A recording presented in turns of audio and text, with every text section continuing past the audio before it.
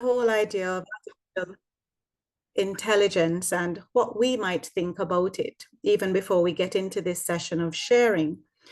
And it was Virginia Rometty, former executive chairman of IBM, who said, "Some people call this artificial intelligence, but the reality is this technology will enhance us. So instead of artificial intelligence, I think we'll augment our intelligence." So that's something for us to think about. Another little quotation here. James Lang and Michelle Miller in 2023 wrote an article in the Chronicle of Higher Education entitled, "Don't Write Like a Robot: Beyond the New Technology's Implications for the Classroom. What can ChatGPT teach academics about their own writing?" And they said, "Don't fixate on how much evidence you have, but on how much evidence will persuade your intended audience. ChatGPT distills everything on the internet through its filter and dumps it on the reader. Here's the clincher. Your flawed and beautiful mind, by contrast, makes its mark on your subject by choosing the right evidence, not all the evidence." Think about this. And right now, I'd like to invite the head of the Department of Language, Linguistics, and Philosophy, Dr. Bette Milson-White, to welcome us. Dr. Milson-White?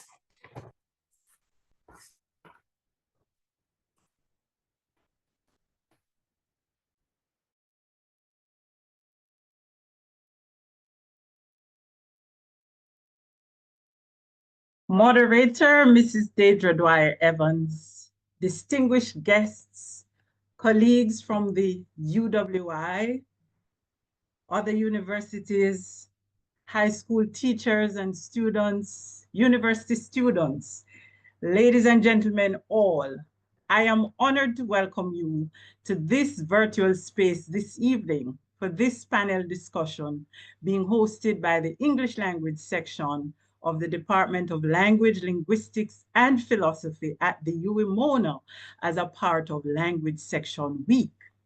In this week, English language section members are eagerly sharing the work that we do in developing students' critical language skills in the interesting linguistic environment in which we operate in the Caribbean, surrounded by Creole languages and other languages. This section, the English language section, has the responsibility for nurturing students' critical and creative thinking abilities and for promoting communicative competence in the use of English language by students and other stakeholders. Much of our work occurs in several courses in academic literacies, courses previously called the English Language Foundation courses that are offered to nearly all new students to the UWI. In these courses, students are taught to use English for academic and other purposes. However, the section also enables students' development of professional literacies through courses in technical writing, workplace communication, language and ethics, critical analysis of communicative events, and the art of public speaking. And in all of these courses, artificial intelligence, AI, is posing interesting opportunities and varied challenges. On the one hand, it would appear that artificial intelligence allows some aspects of writing to be completed faster than before. But on the other hand, we have concerns about agency, ownership, and originality. We know that teachers in high schools have similar experiences. We may all be asking, is AI like the invention of the washing machine or the clothes dryer? Is it the combined washer dryer? Or have we a phenomenon that is like music streaming that has been through several waves of development and is clearly a feature of postmodern life? Critically, what does it mean to write today? What does it mean to write as a student? What happens to thinking in the face of artificial intelligence? What happens to the epistemic value of writing, that is, writing as enabling knowledge making? With the availability of large but finite language models, will students who rely on them experience limitations in their ability to make new knowledge?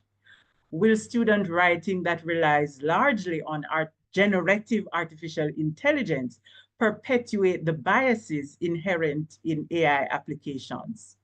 Should student writers be aware of the biases in the data used to train and develop AI? Should students be aware of the implications of AI use for the environment? Or should we say, as is said of the clothes dryer, AI requires much non-renewable energy to power, but we can't go back to the natural sun because that process of radiation takes too long? Do we accept harm to the environment and say it is an acceptable level of harm because of the augmentation of our brains and thinking power that AI can allow? How do we balance the affordances and challenges of artificial intelligence with academic integrity, both abbreviated as AI?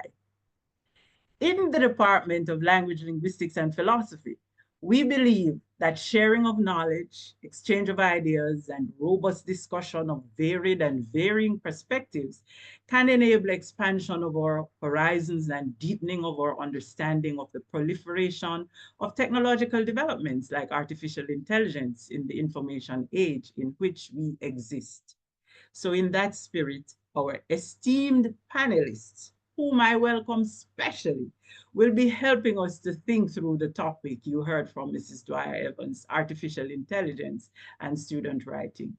But in a sense, ladies and gentlemen, I am welcoming you and asking you to become philosophers, philosophers of language, philosophers of writing, to collectively think, ask meaningful questions, and find purposeful answers about current and potential engagements with artificial intelligence in the ethical production and development of student writing. So I welcome you again and wish you a panel discussion that will stimulate us intellectually and provide practical applications to chart a reasonable future for student writing. Welcome, welcome, welcome, everyone. Thank you, Dr. Milson White, and I hope you all feel very welcome.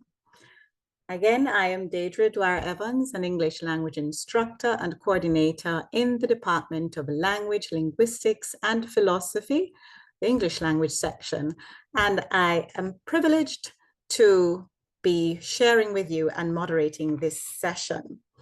At the risk of repeating some of what Dr. Milson White has said, just to ensure that we're focused for our discussion today as we look at artificial intelligence and student writing, we want to explore this somewhat contentious topic in a balanced way, not only focusing on challenges and concerns in the teaching and learning environment at the secondary and tertiary levels, but also to identify where possible the potential benefits of AI use in student writing, while remaining fully cognizant of the need to retain academic integrity.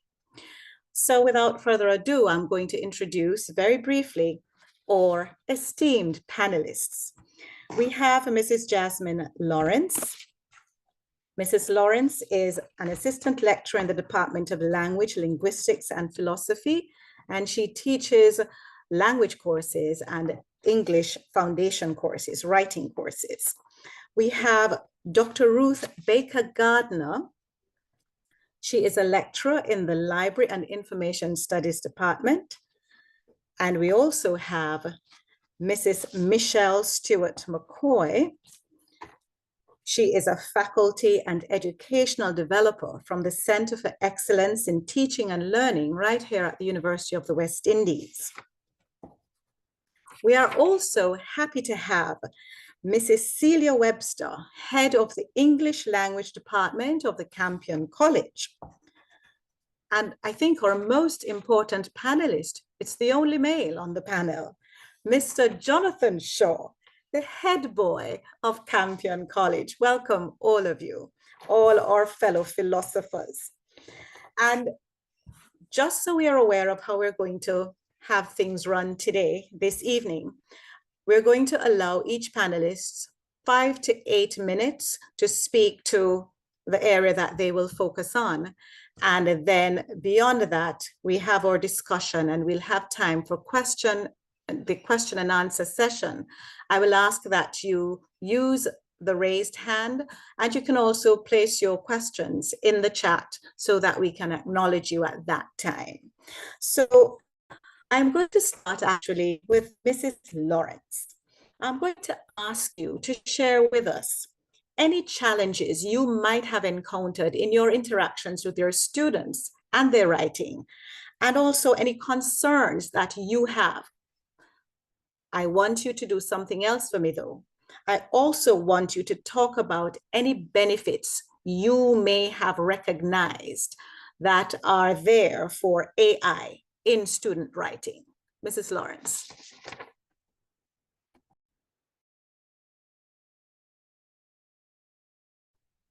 Thank you very much, Mrs. Dwyer. I hope you're all hearing me. I wanted to first give a little background since we have an audience from across the Caribbean and Jamaica, just a little background of how we have dealt with artificial intelligence in the English language section. Writing courses in our section are guided by the UWI's draft AI policy, which has indicated that each course must have a clear statement that defines acceptable use of AI for their students. And of course, the acceptable use should be specific to the individual courses. There's also an extension that individual course instructors are free to allow or prohibit some of the uses of AI tools, some or all tools, while maintaining critical thinking and original thought in our students. Of course, our English language section had to jump into action subsequent to the release of ChatGPT in November 2022. And we had to come up with a policy for that served all the courses in the section, because we couldn't leave it up to individual instructors to decide exactly what they were going to do. We all have to operate in a uniform way. And so initially our policy required that students produced original work. There was a little prohibition in that they were not supposed to use ChatGPT. Of course, our policy has evolved, and we allow some use of AI technology, but it must be declared. In my own interactions with students, I have found that one of the challenges that they have with using AI tools is the literacy. They are not aware of what the tools are made up of. They're not aware of how to use the tools. And in a couple of instances, I had students who said that they were putting their work through the AI to correct their grammar and to make corrections to their sentence structure, not realizing that they were actually contributing to the database. And they were surprised when I pointed this out, because they claim that every time they put their work through, they realize that the AI, the AI level increased. And so this is something that we have to think about. Now, there are various researchers who think that AI should be a partner with us. We cannot discount it. Writing courses are considered to be ground zero when it comes on to AI because, of course, of the concomitant concern related to academic integrity, which was mentioned by our HOD. There are benefits that we can derive from the use of this technology. And just to name a few, as I have been asked to, AI can be used in lesson planning. So we can actually have our lesson plans or the, the outline for a lesson generated on the basis of an established syllabus that we could put in. AI can be incorporated into the writing process as an idea generator. Thus, it becomes a part of the drafting process. So it can be used to can be used to help students to generate ideas. However, one of our stipulations in the section is that AI-generated content must be declared. It cannot be used as your original content. And so we should know that you have, in fact, used AI to generate content. AI can be used for planning. It can be used to generate an outline. And I give a little plug to Mrs. Stewart McCoy, because she took us through a workshop where we were actually using the AI to generate outlines. Of course, these outlines are analyzed by the student, and they select from the outline, ideas which they build on and develop their own thinking. So these are simple tasks that can be used to guide students to leverage their own skills, to refine and improve what has been generated by the artificial intelligence. However, students need to understand that the data sets that the large language models such as ChatGPT, Google Gemini, and so on use, they may be trained on massive data sets, but the data sets are limited to a time span, okay? And what is generated, the outputs that are that is generated is based on which patterns repeat frequently. And this is where bias can be introduced into what the students are actually looking at. And so this is one of the challenges with writing. And this is the final thing, I'd like to say before we move on. A challenge with writing with the AI is that we can't see what happens between the input, which usually is the prompt that we put in, that a student is likely to put in. We can't see what happens between the input and the output. And some researchers refer to this as the black box of AI. In a typical writing process, what the student writes, we are able to see them moving from idea generation to writing a proposal, maybe to writing an outline, and we can track their progress as they engage in the process. We can visualize how they're thinking. We can guide them in that thinking and track their growth and development. When all that they're doing is AI generated, this is not possible. And so the AI tends to short circuit their own thinking process. And that is one of the challenges that I have seen. Thank you so much, Mrs. Lawrence. Quite a bit of information there. Before we comment on any of that, what I want to do is to ask Mrs. Webster to weigh in. We've just heard from the college perspective, from the UWI.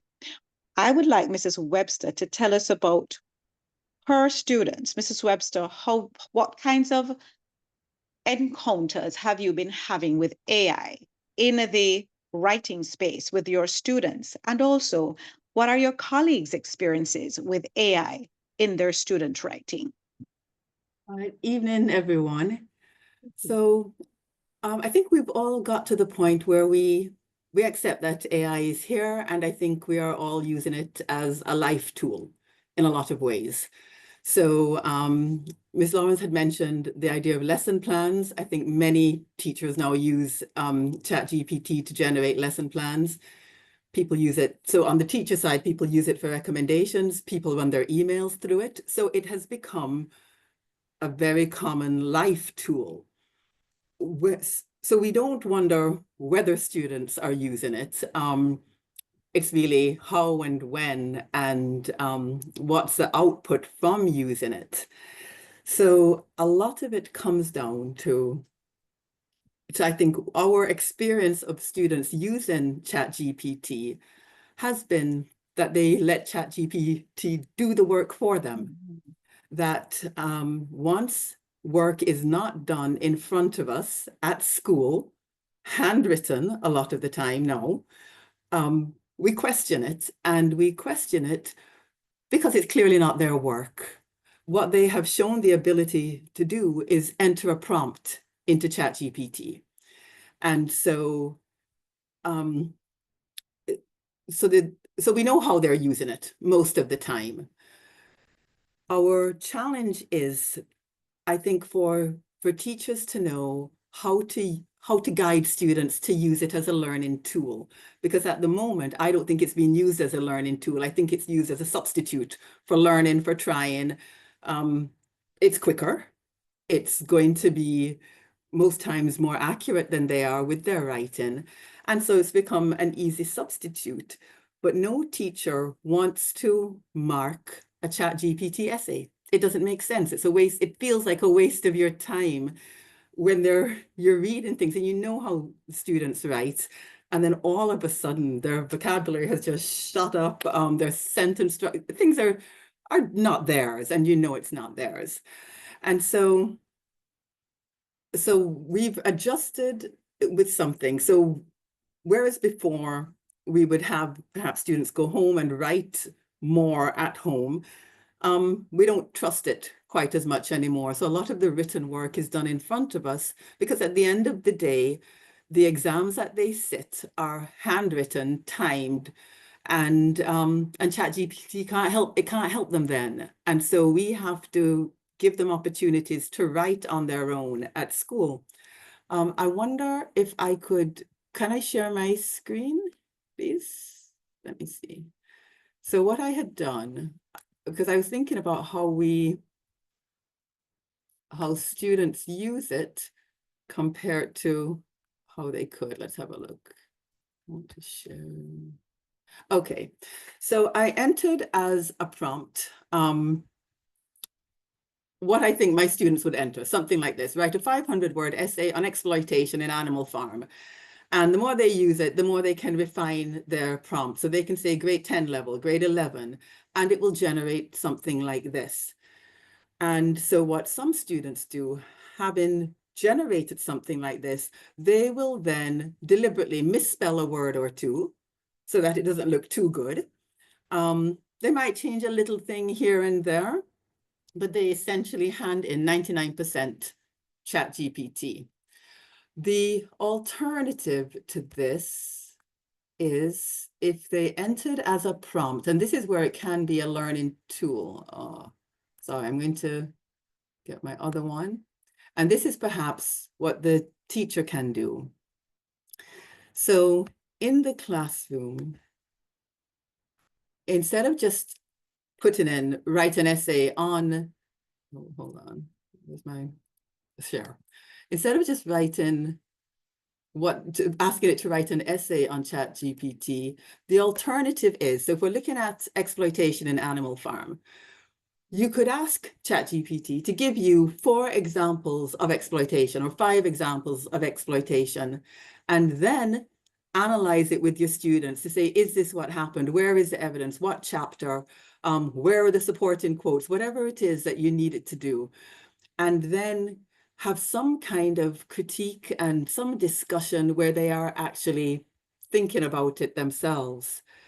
And that perhaps is, oh, hold on. Right, this was the other one. So the first one was just ChatGPT writing the essay for them.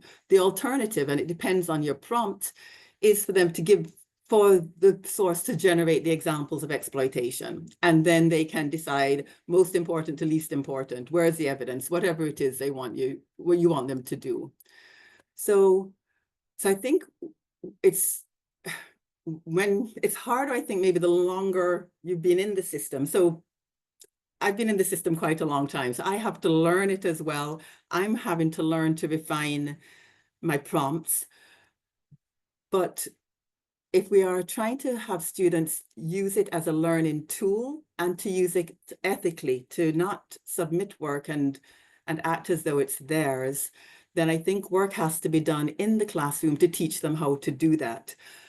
It doesn't make sense to say don't use it because they're going to. So we don't even think that it's a possibility that they won't. So I think we need to learn how to use it. So to learn how to use it, I went to ChatGPT and I said, give me 4 good AI learning activity ideas, and it will give you that too. So I think I'm having like a love-hate relationship with it, to tell you the truth. I'm learning more how to use it, but I'm trying to learn how to use it to guide my students how to use it, because I don't think at the moment I have seen it helping them to write any better, because they're not using it like that. They're not using it as a learning tool or a writing tool at all. They're using it as their thinking tool. And I think it was Dr. Milson White who had said, one of her questions was, what happens to thinking? And I don't think it is helping thinking at all. I think there are ways, definitely, we can ask it for solutions to problems. So I think it can be a useful tool, but we have to learn it. And I think a discussion like this is a good one, so we can hear one another talk about it and share ideas. And I do think in departments, definitely, my department has spoken about it. We don't have a clear policy yet. I think we're still in the fledgling stages of it, trying to decide how we can best incorporate it, because we recognize that it is here and here to stay, and we want them to be better writers. And we're not really seeing how it is helping that process yet at all. We're not seeing that at the moment. But maybe Jonathan can tell us how it has helped his writing tremendously. I'm not sure. Thank you, Mrs. Webster. And I really want to come to Mr. Shaw now, yes, because you're essentially on the ground. And I want to hear from you what your experiences are, and I want to hear what your peers are doing with the technology. Are you going to corroborate what Mrs. Webster has said, or do you have some other things to tell us? Mr. Shaw, please. Hi, good evening, everyone. Am I audible? You are. Okay, thank you. Right. I it's an interesting discussion this on AI, as it always is, especially as a student from the student perspective. As you said, I am on the ground with some of these issues, and I've seen, I think I can say everything along the line. So I've seen examples where persons are using it in a more deleterious fashion, like, oh, they will copy and paste questions from a homework assignment, copy and paste the answer from ChatGPT and submit that. And on the other end, I've seen students use it for more a learning experience. So they will, all right, say, can you generate a draft or an outline for this particular homework assignment or essay? Can you critique my work? Can you think of ways I can enhance it? And I think along that spectrum where most students lie, especially now, as everyone has said before, it's become far integrated in our lives. I remember it launching in November 2022 because it was the year before I sat CSEC in fifth form, and I remember it coming out and I was a bit hesitant and more I had reluctance to use it because I was afraid, oh, it's going to be cheating. And I remember it was in preparation for CSEC that I had some questions about work that I couldn't go to my teacher immediately. So I decided, all right, let me run some things through ChatGPT. My favorite thing at that time was to ask it to break down physics topics and explain it like there's this term, explain like I'm 5. So I'd say, all right, ChatGPT, explain like I'm 5, specific heat capacity or electromagnetic induction, topics like that. That was more or less my first introduction to using ChatGPT for assistance, where, of course, it was not a case where I would be saying, all right, well, I'm going to submit an essay to Miss Webster from ChatGPT. I wouldn't do that. It was more so just to say, all right, can you give me pointers on this topic I'm not understanding, or can you give me guidance as to how an essay like this is structured? And while I can, of course, only speak in depth about my usage, which more or less has been the same, I've used it to critique some work. If I have questions that may require some higher order thinking, I might ask it for pointers or general guidance. I think that additionally, when I have, let's say, some worksheets, I might be working on them just as practice, and I might say, all right, can you come up with an answer to this or run through the solution? Well, of course, in those spheres as well, I've personally encountered issues.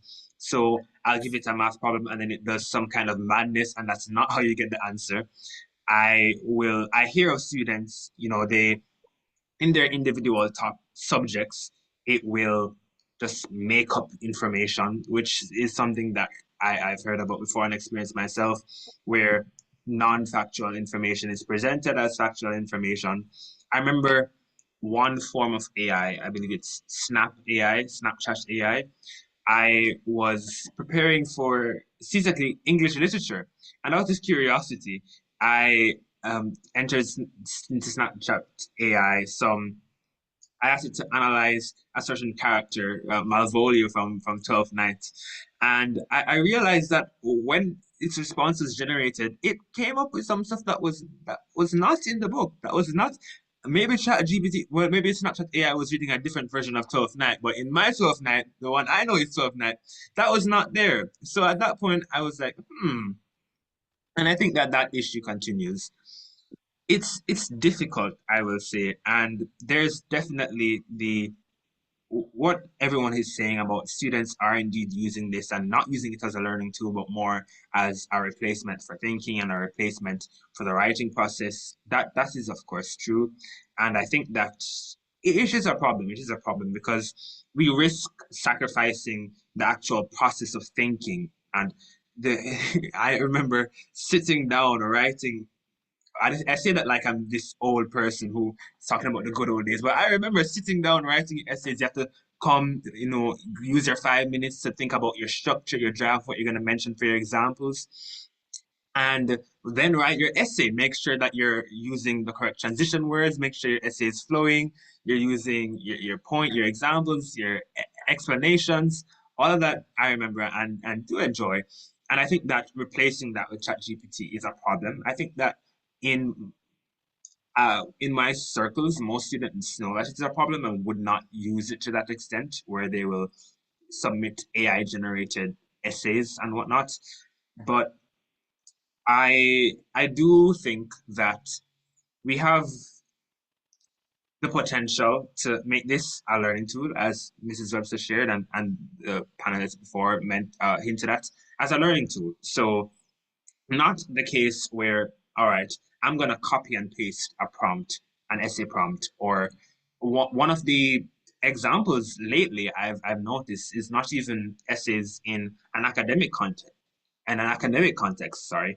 I'm in upper six, so college applications have been that season.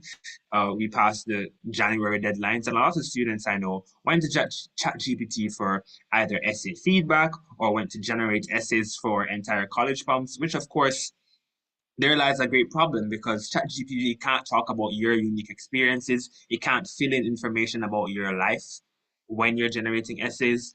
But I know that it was also a tool there where people would use it to tweak their responses, generate entire responses. It will say, all right, I did this activity, I did that activity, and I participated in this sport, generate an essay based on that, which I think is also a risk, jeopardizing the actual intellectual struggle of writing an essay and communicating your idea as well.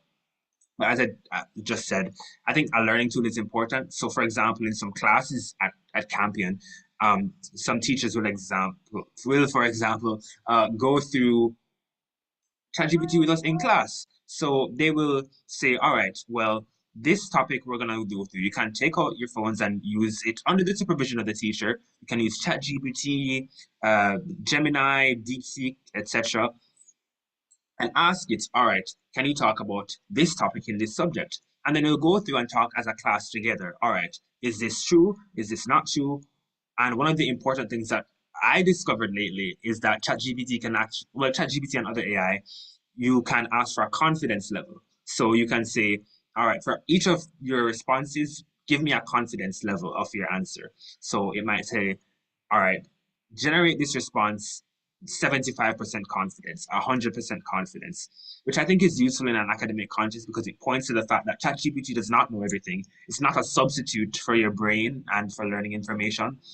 But to kind of summarize, I think the on the ground experience, I know people all across the spectrum, people who don't touch ChatGPT as a principle, like they hear about it and they might see people using it, but that's just not their slice of cake.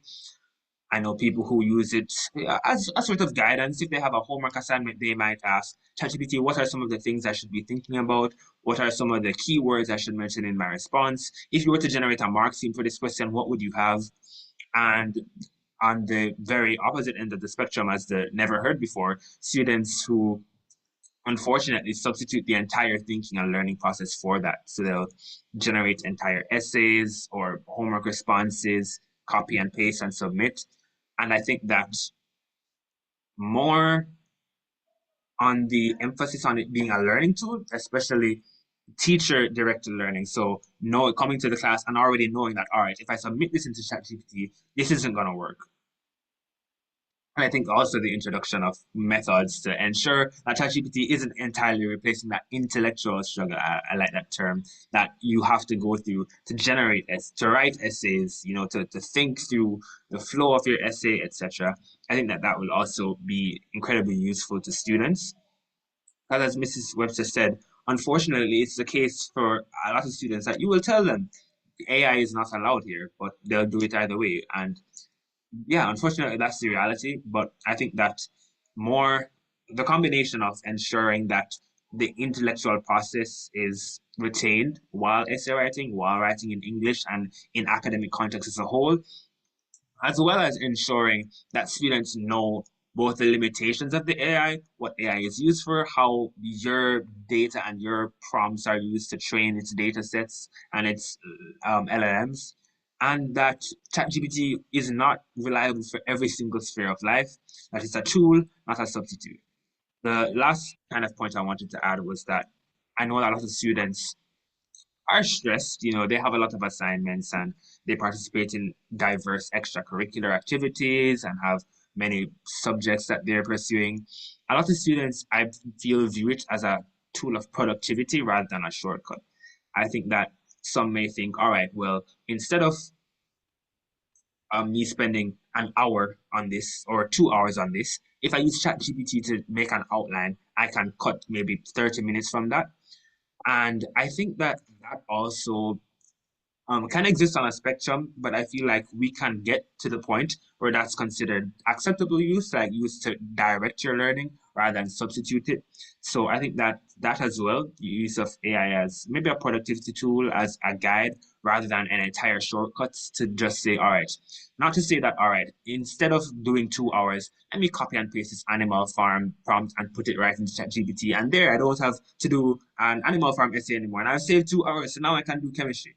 No, I don't think that that's the appropriate use of time, but I think that using it for outlines, using it to direct your answers, using it maybe for feedback is important. So students exist across the spectrum, and I know that it's part of our lives now. It's definitely there, whether you knew about it when it came out first or not, you know about it now.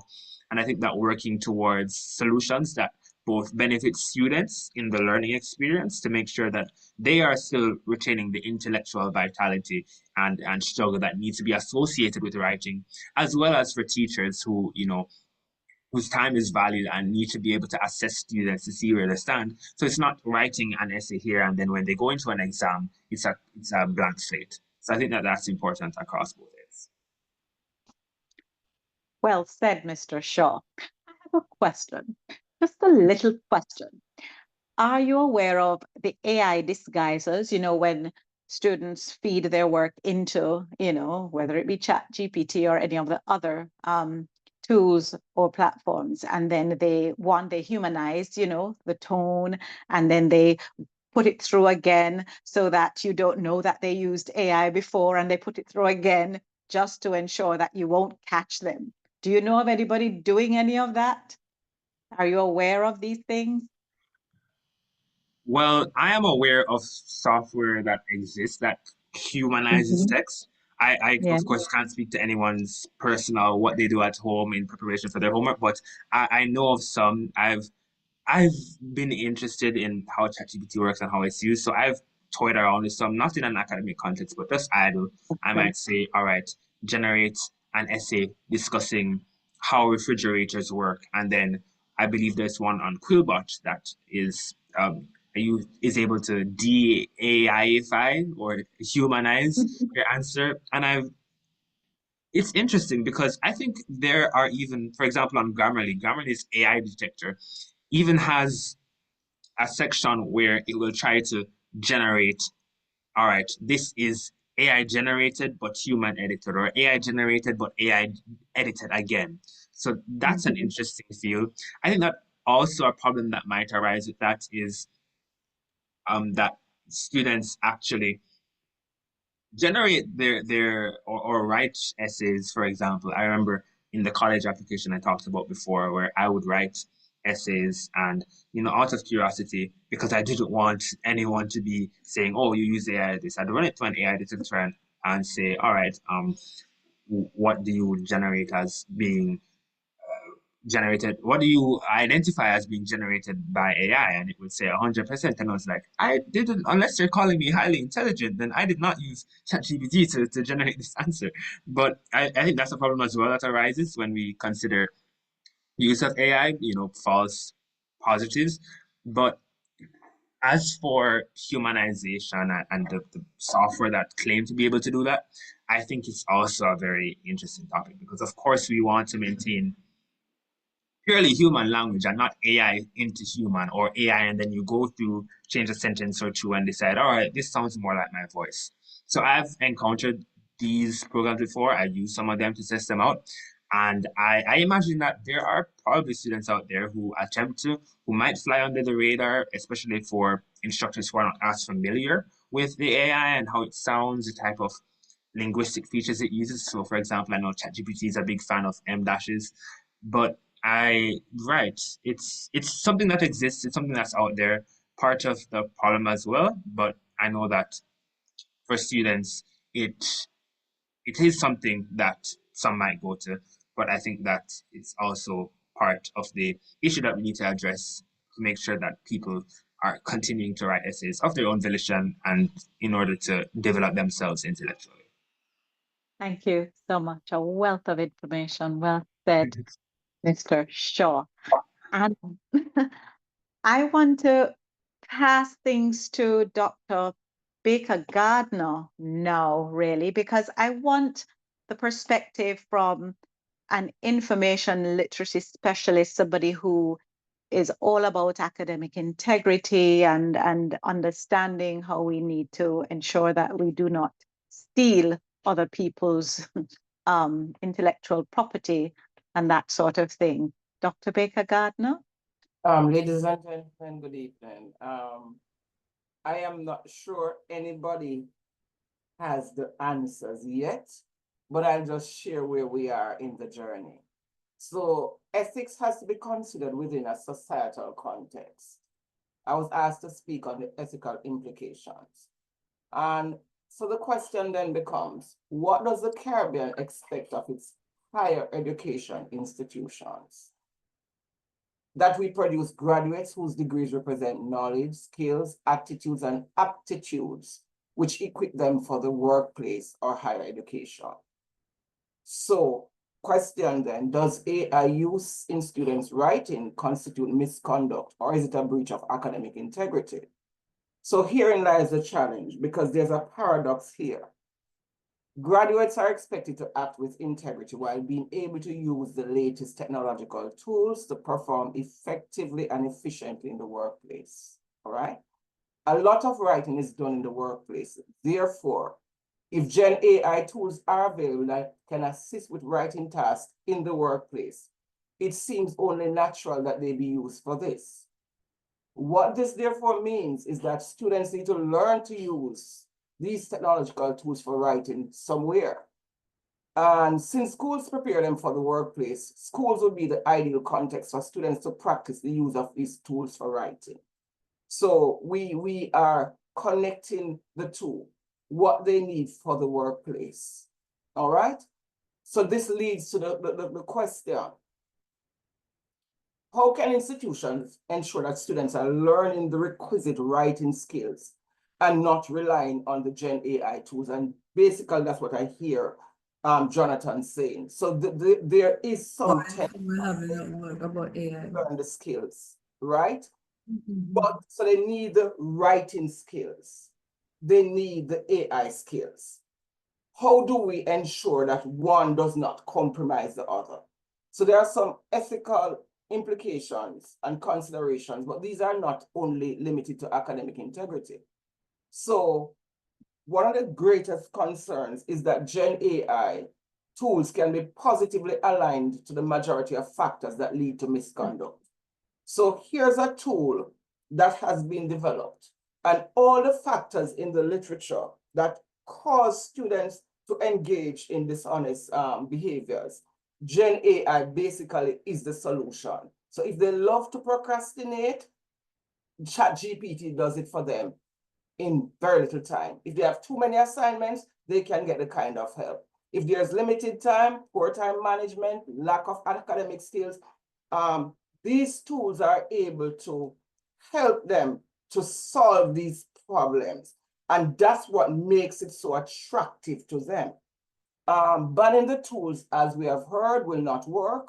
And the research says that students not only are using the tools, but the part of the research that is troubling is that they will continue to use them. And they are saying they will continue to use them, whether or not they are permitted to do so. All right, so students already have a mindset. They have been introduced to the tools, they like the tools, and they are going to keep using them. Another important consideration that is emerging from the literature is whether or not the unauthorized use or misuse of Gen AI tools such as ChatGPT constitute plagiarism.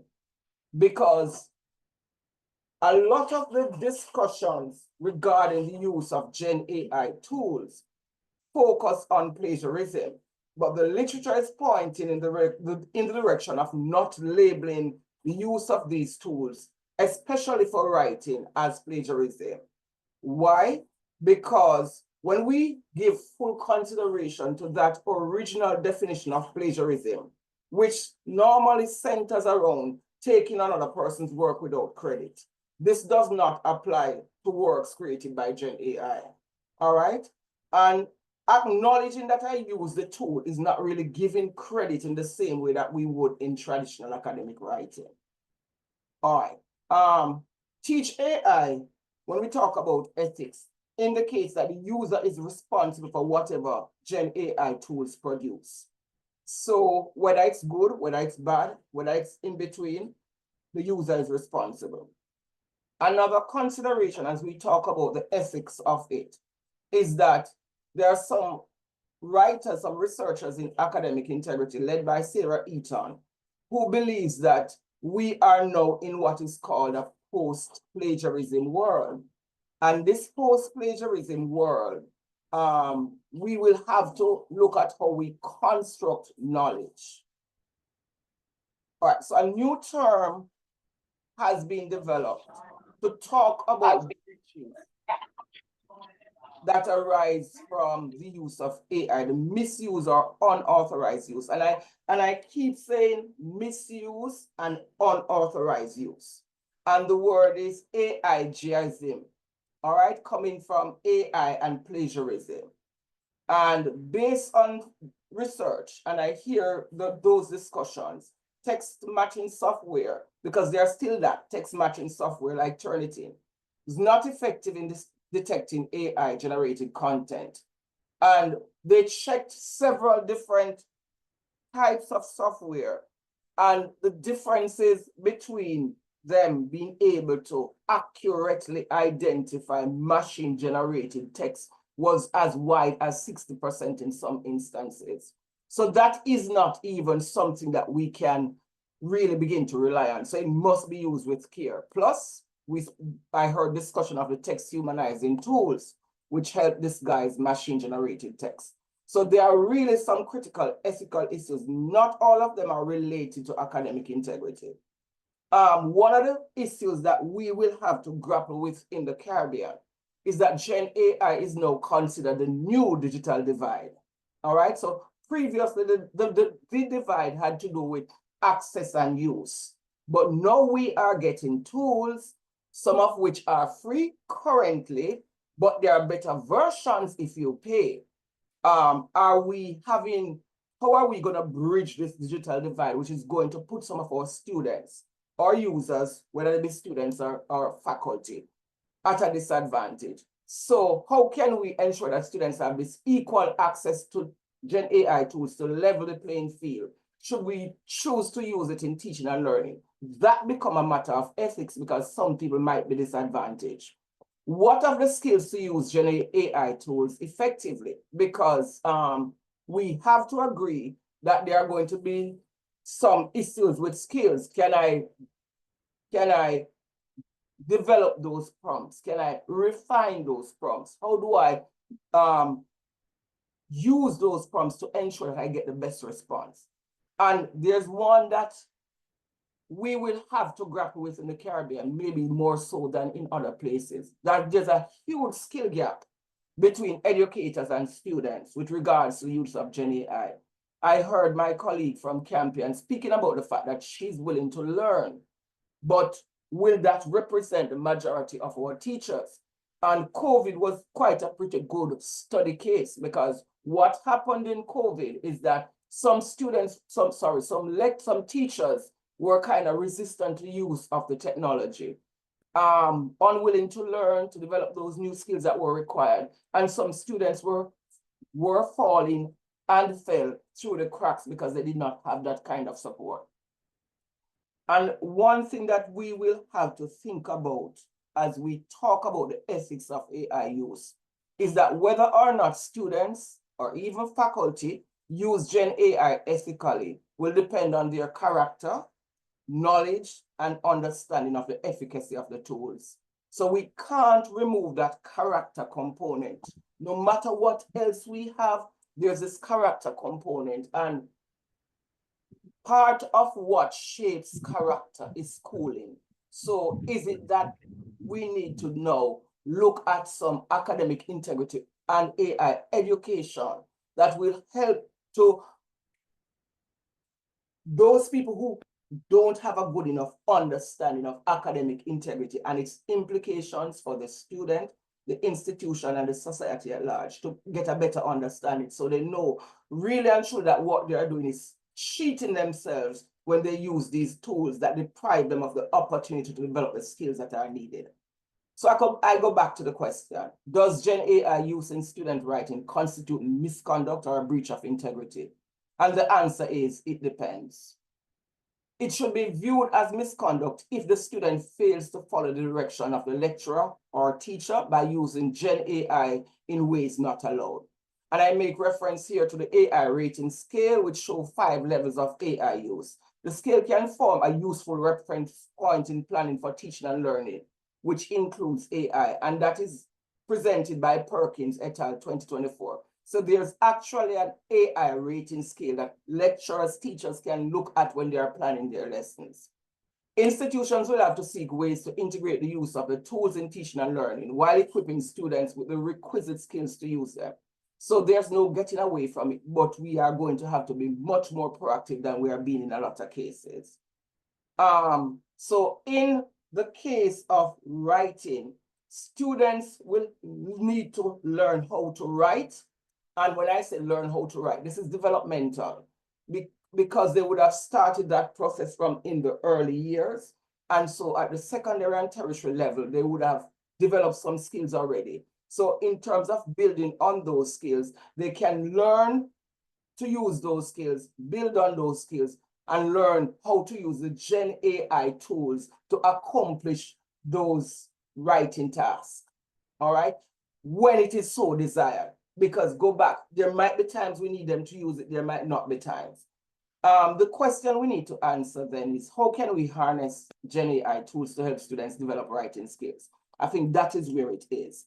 This question can only be answered through research into the uniqueness and peculiarities of our teaching and learning space. So this is a ripe area for research right now.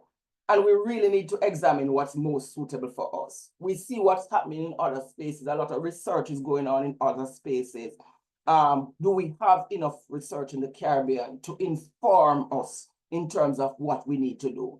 And critical to this discussion is the students' understanding of authorship. They need to know that they have an author's voice, they have their own voice, and develop that voice. So education in academic integrity and AI will be critical to this new context. Policies are also going to be critical. And I know that for Jamaica, we just did the national AI policy. A significant part of that AI policy speaks to what should happen in educational institutions. And I also know that it does address academic integrity. CSEC also has a draft policy that's going through the approval process.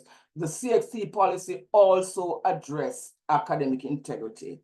And at the institutional level, institutions have to look at developing their own policies, which will guide what they do. Thank you very much.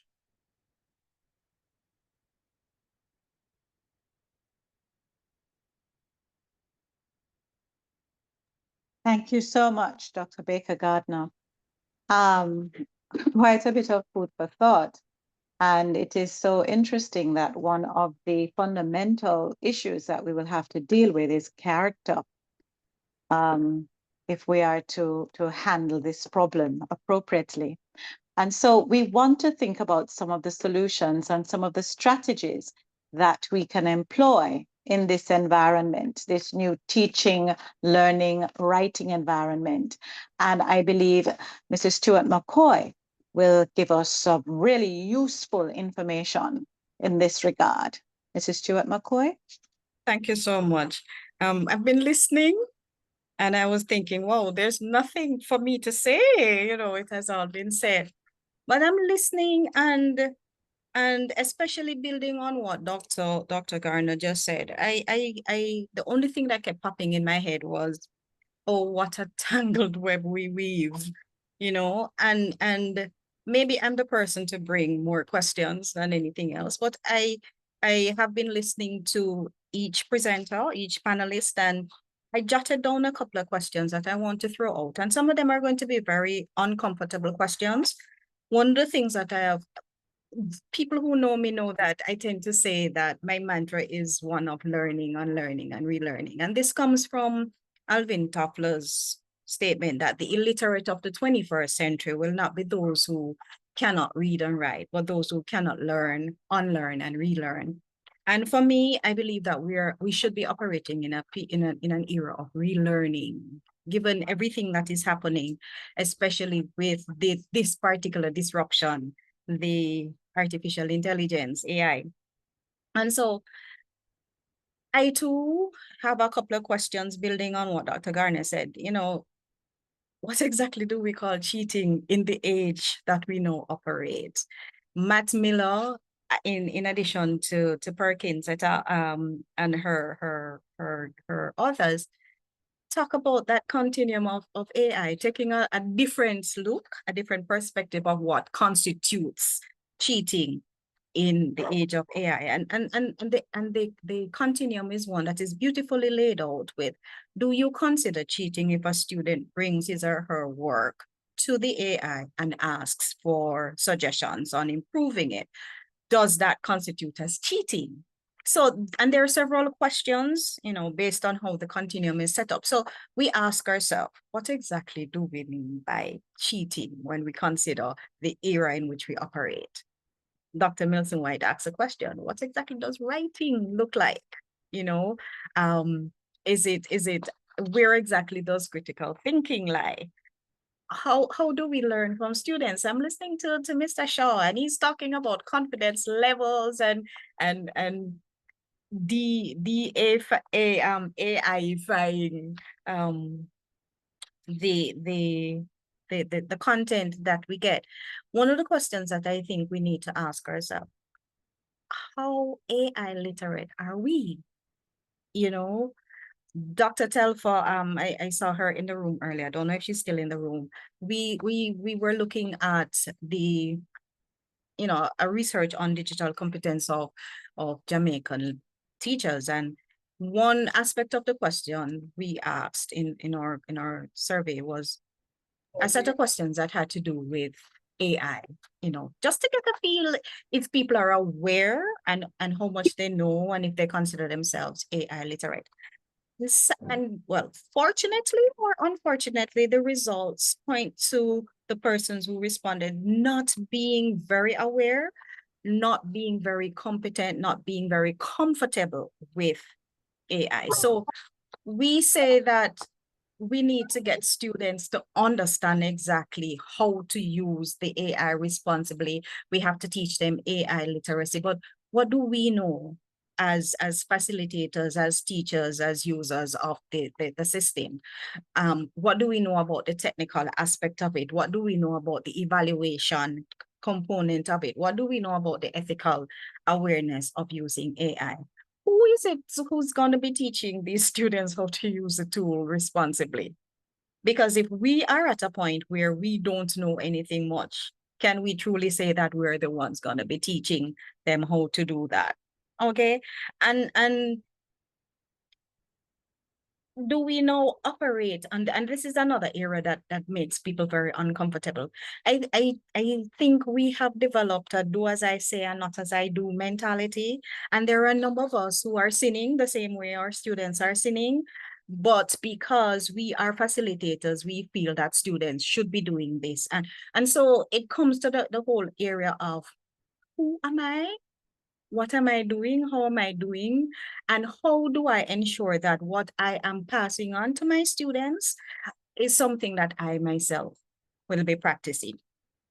The whole matter of self-evaluation becomes important. So the question that I was asked was, how exactly can we find solutions? I will say it really depends on where we are.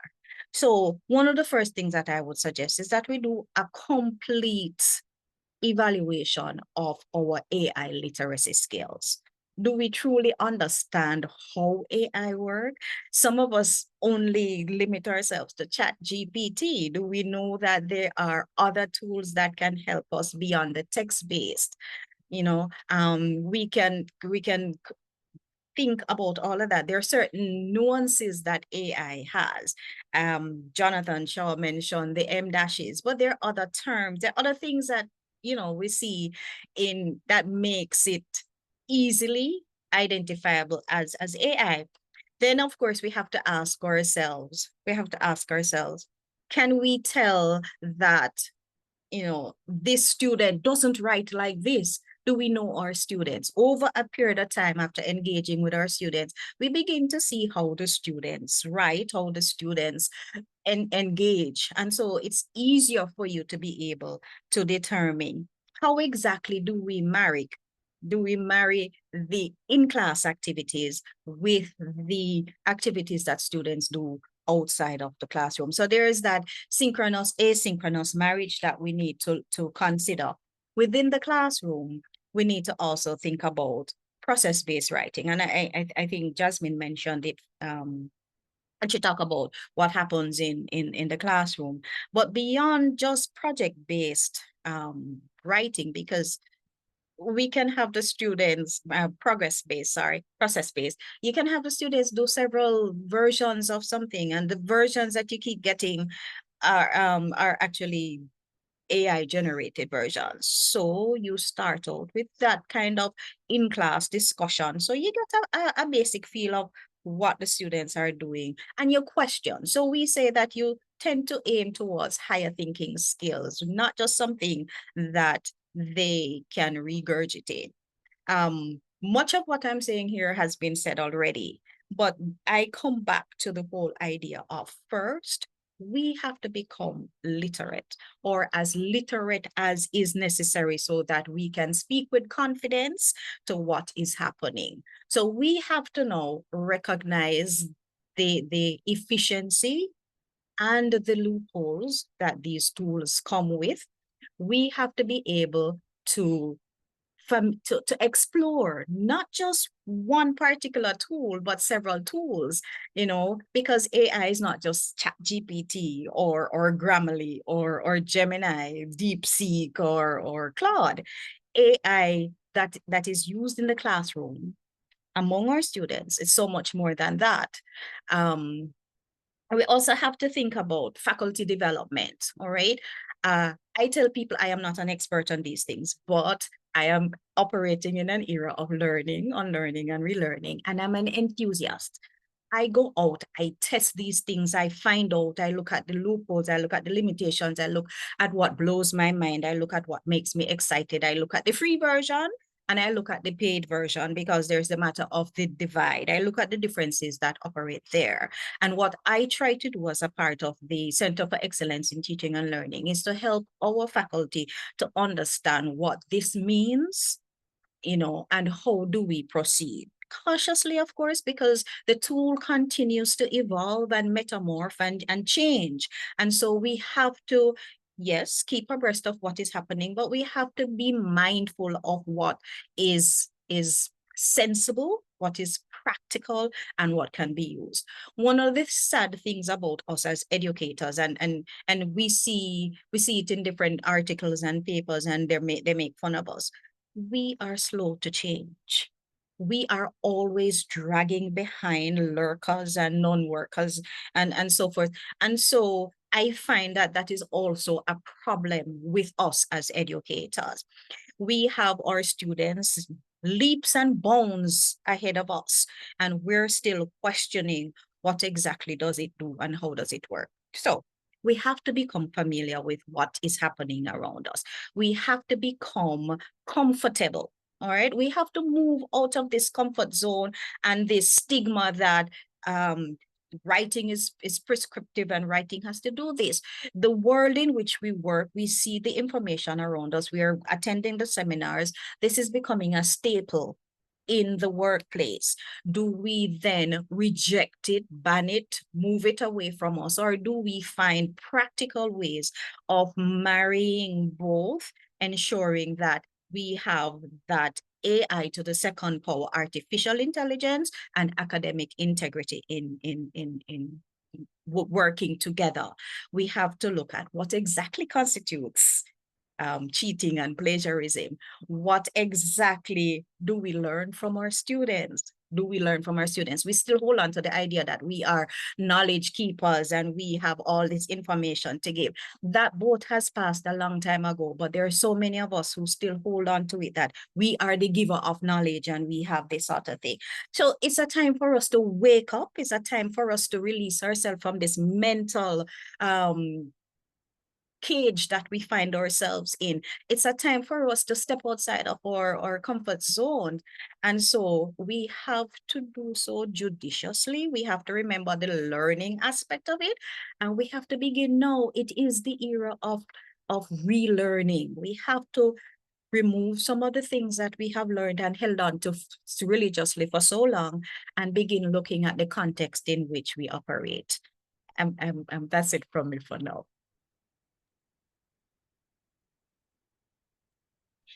Thank you so much, Mrs. Stewart McCoy. So fellow philosophers, I think we've been challenged here because as Mrs. Stewart McCoy said, some of this might be uncomfortable for some of us.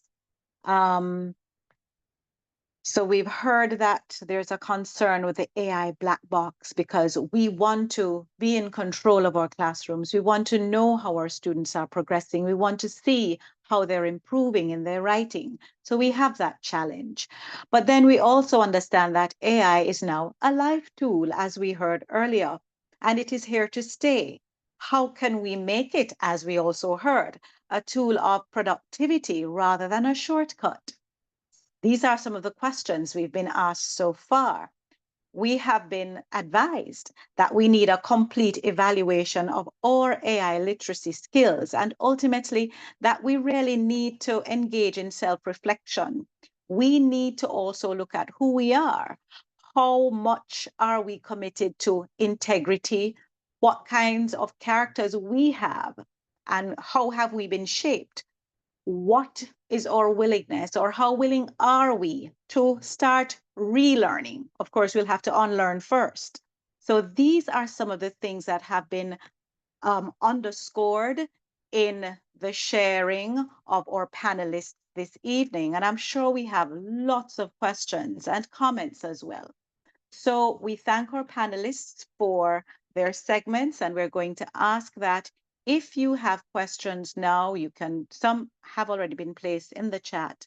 And I see a hand raised. Mr. Lamont, are you still wanting to ask that question?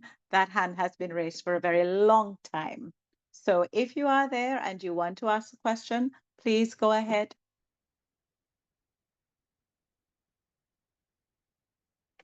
All right. I'm not hearing him. In the meantime, while you think about what you want to ask, what you want to say, we can look at some of what we have in the chat. Devon D said, "Good day, this is an excellent topic. I'm curious to know how the university administrators will go about clamping down on the use of AI by students, given that there are now many multiple platforms, DeepSeek, ChatGPT, Grok, with each successive version getting more intelligent and more human-like than the last. If a student puts an essay through each of these models for refinement, it may be difficult to detect. Self-declaration by students only may not be 100%, as this requires all students to be honest. University policy is definitely needed to," and I think I have moved away from it. I am so sorry. "To address AI in academia going forward." So that is that. There's a question and there's a comment there. The notion of how university administrators will go about clamping down on the use of AI by students. Would anybody like to respond to that? If I may begin the response, Certainly. I think the concept of clamping down on AI is problematic. Why would we want to clamp down on a tool that is meant to assist? I think that we need to go beyond the thinking that we need to stamp it out, get rid of it, burn it out, cut it out, discard of it. I think we're a little bit beyond that point. We need to be thinking of how can how can the university capitalize on the potential value of this particular set of tools, and how do we guide our students? So I think the thinking needs to start there. I see Dr. Baker Gardner nodding, so I'll hand it over to you to continue, please. I was also concerned about the use of clamping down. The research, the theories of academic misconduct say that the majority of students who actually cheat do so because they don't fully understand academic integrity. All right. So the thinking is also that academic integrity is developmental. Writing, students will make mistakes while they write, and we nudge them in the right direction. We teach them what to do, the how, the why, the who, when, all of that. And so if it is developmental, if they are expected to make mistakes while they write, it is now our responsibility to capitalize on what they don't do well and point them in the right direction. And hence it's developmental. And so the punitive approach of trying to clamp down, that would wear out every university, every faculty member, every administrator at exam. So we have to look again at how we do it. The literature says that education in academic integrity, and now we're going to add artificial intelligence is the most effective way of helping students to do the right thing. Because if we are saying that the majority of them are doing the wrong thing because they don't know, the right thing would be to educate them. I listened to Jonathan have a discussion with our students on why using AI in the way they are using it now when they wholesale sell over their work to AI is not the best thing. What are the disadvantages to this, and how could we gain some advantage from use of the same AI? And so I suppose our whole way of thinking about right and wrong when it comes to academic integrity and how we produce work has to change. It has to follow more the pattern where developed countries are doing in terms of helping their students to learn the skills, to get a better understanding of what is required and why it is important. Thank you. Can I just add this too? No matter how Certainly. good we are going to have some students who cheat. Understood. We're dealing with humans.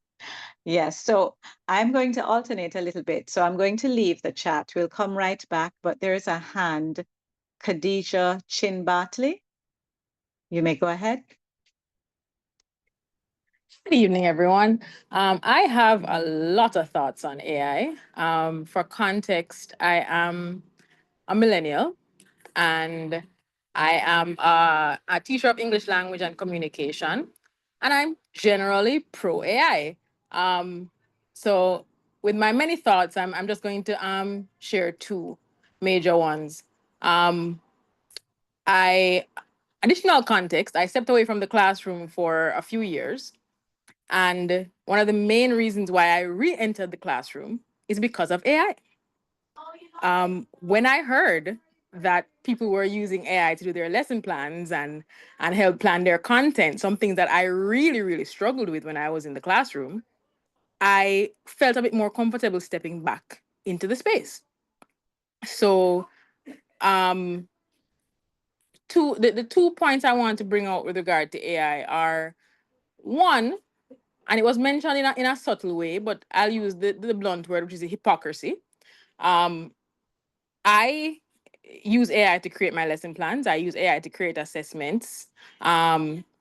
If I were to plug my students' work into AI and ask AI for a critique of it, if I did all three of those things and submitted those deliverables in the space of a month, should I get paid?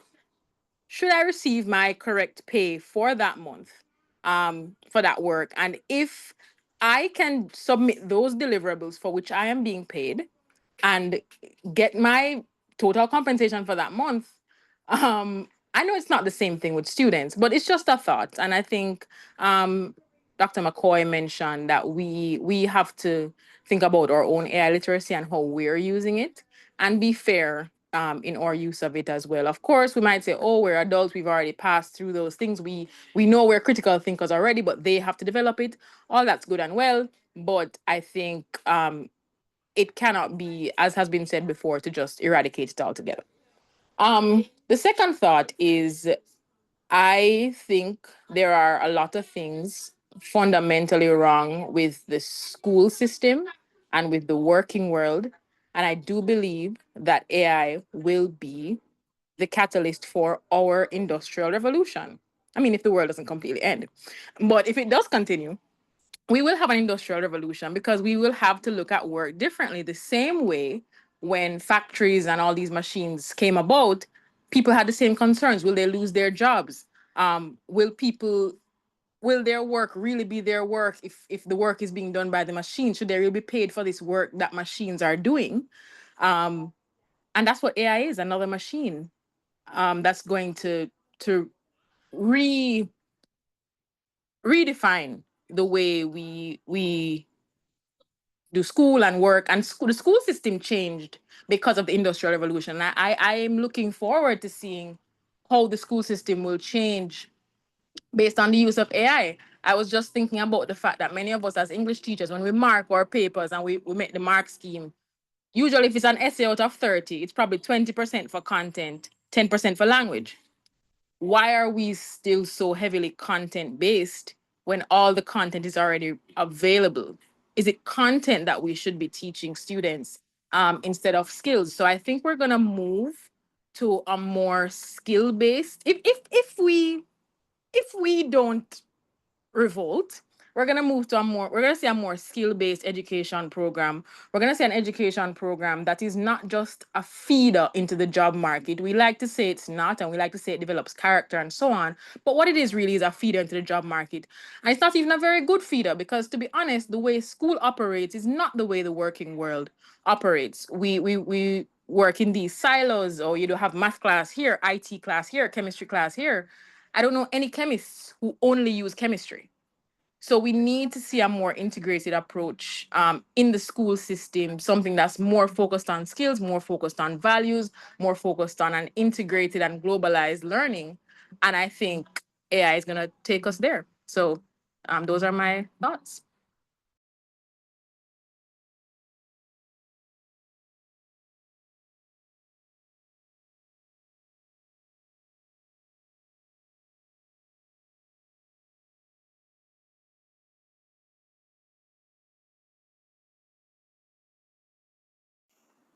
Mrs. Dwyer Evans.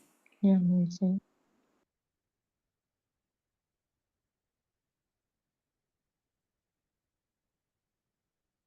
Oh, I'm muted. I'm so sorry. I didn't realize I was muted. I'm using two machines. Right. I was asking if anybody wanted to comment on those comments or thoughts. I'm going to assume not. All right. So just scrolling through the chat, there's a comment, Julian Beckford, my college used Turnitin to check our essays. And I think Dr. Baker Gardner mentioned that earlier, speaking to how not useful Turnitin is in detecting AI usage. So that is one thing. So I think that was answered before. Then we have Charlene Wilkinson. One of the most important uses of ChatGPT is the writing of job application letters so that people can at least get their foot in the door for jobs that largely do not really need a great deal of English to be performed properly in Caribbean societies. In fact, there are few jobs in the Caribbean that one cannot function in without fluency in English. How do teachers feel when the English glass ceiling blocks competent persons from jobs? And do people endorse the use of AI to produce these letters of application? While you contemplate how you are going to respond to that, there is a response here from Jesse Entry Cooper. Part of the issue here is that many workplaces in the US use AI tools to weed through the applications.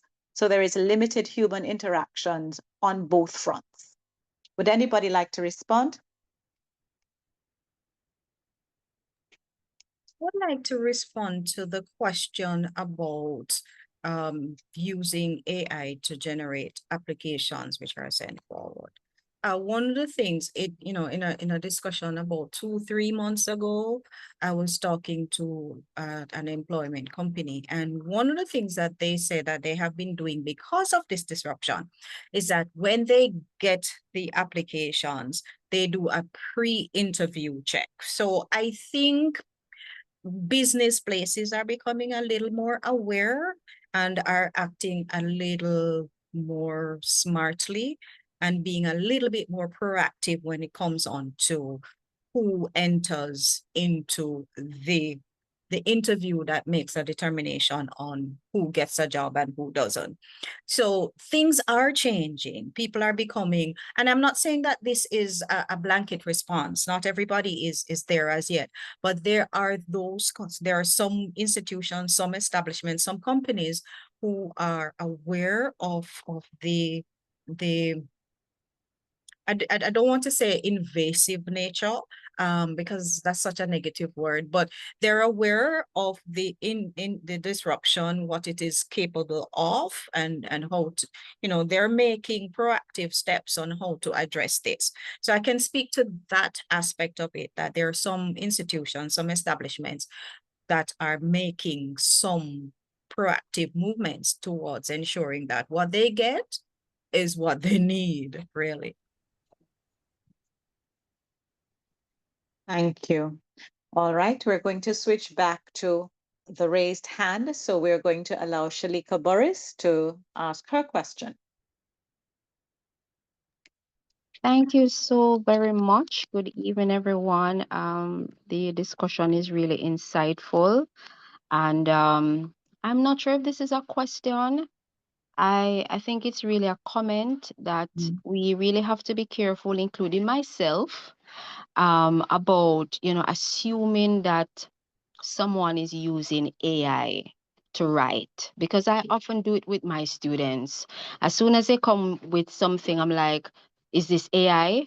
Because I know AI has a way of writing and they use certain words, right? And I find myself kind of looking at persons, whether students or colleagues, to maybe think that, oh, this is definitely AI. I think we have to be really, really careful.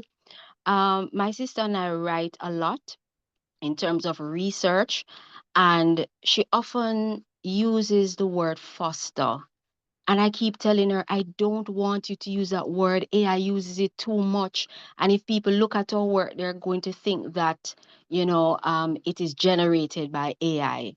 And we argue back and forth about that, because she's like, but foster is a simple word. I know that, long time I've been using it, long time and there are other words as well. And I think it's just a controversial topic, because I can look at myself and I remember where I was years ago with writing and where I am now. And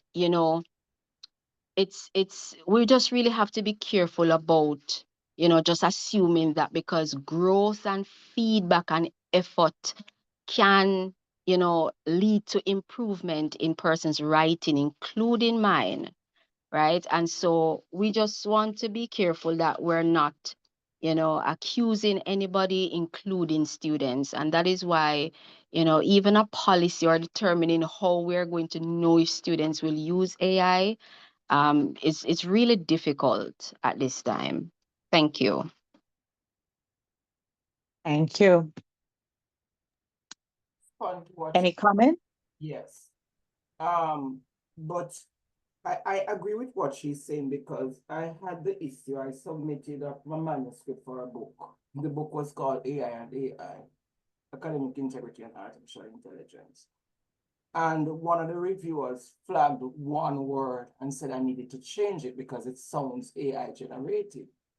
Now, because I'm aware of the issues out there, I make sure I don't even, for the manuscript, I don't go there, right? I use the AI to generate the chapter outline, but not to write. So she has a valid concern. But she raised another issue that she didn't raise. We are looking for students who are using AI to write.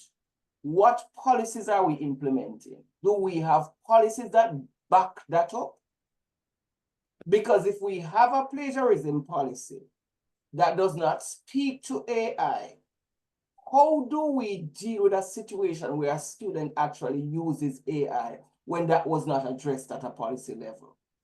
So we are going down some streets, that we might put ourselves into problem if we might be sued if we're not careful. And some of these students are aggressive and they push back. So we have to be very careful. I agree. 100%. 100%. We don't have a policy. We don't have a policy that speaks to that. And we immediately want to put punitive measures in place when we think that the student has done that. And we have been talking about policies from 2022 We have been talking about the university, the institution, the Caribbean need to have a policy.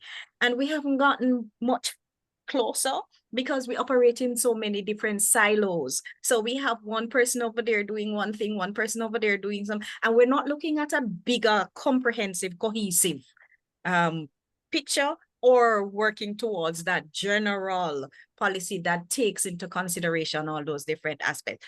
Well said, Dr. Gardner. That is so true. Would anybody from the English language section like to weigh in on that at all? Deirdre, can I weigh in a little bit on that? Please. Okay, this is Carolyn from the English language section. And, listening to all of this really fascinating discussion on AI, I just have to say, first of all, that I fully agree that we are on a learning curve, and I'm trying to not be intimidated by how much more we need to know, because I think a lot of us are, as Michelle said, quite backward, illiterate in a sense, in terms of AI, and we're just beginning to become proficient. In many cases, our students are way ahead of us, and we have to look at it. And in the last few years, with the Turnitin tool, the whole business of teaching has become partnered with the business of surveillance. Okay, you're surveilling your students in terms of them having committed these different infractions, unethical behavior, whether it's plagiarism and now AI. And, we have been complaining. We say we have to do it to make sure that they're ethical and that they're not cheating. But here it is now. And I've been very guilty of policing the scripts and spending a lot of time before I start marking to make sure it's the students' work. But now here it is, we're faced with the fact that we're saying we can't really trust these surveillance tools when we see that it says AI, 90% of it is AI generated. What does that really mean? And, we can't push it. So I really feel we have to, just as is being suggested by Dr. Baker Gardner and Michelle Stewart McCoy, we have to take a totally different approach. And it really has to be one of learning with the students in terms of this whole new way, you say a different age that we are now in. It's a paradigm shift in terms of education. And, we, in our department, we started, it's true that the university has been slow in dealing with this issue in a coordinated way. But because we are writing intensive, because we are charged with developing students' reading and writing competencies, we did go ahead and we crafted an AI policy year before last. We have already had to modify it because we started off by saying that students should not have more than 15% of their work being AI generated. I've had to throw out that totally. And we refined it a little bit this year. But the truth of the matter is that we are trying to learn, and we got some guidance from Michelle about using an ethical checklist. So we said to students, okay, we know there's no turning back, but we want to use AI ethically. And so part of the education has to be, just as I can't remember who said it about the character, that we are basically saying that, this whole business of learning, it goes hand in hand with good character and ethics. And because you're going to be the professionals, and so if you don't have the skills that you're certified to possess, then, the society is going to be in danger from you, okay? And though the stakes are very high. So I feel that the teachers are going to have to really be these kinds of sources of inspiration and builders of character, even at the higher education level, where we would have thought that would have happened earlier at the primary and secondary level. And then say to the students, okay, let us look at the AI, use of AI, what we're going to allow. And then, because we use the AI ethical checklist this year, and actually the students just ticked all the boxes to say, yes, I did the right thing. And then I was like, okay, but it still seems to me that if, a lot of this is not your voice, your style. So, we have to now look back at how they reacted to it and do the research and move forward with their collaboration. They have to be involved. And, I think I want to reach to a point where I'm not intimidated by all of it, but that I just see it as something fascinating and I'm curious about it and I want to, you know, learn more and to be a better teacher in this totally new age, you know.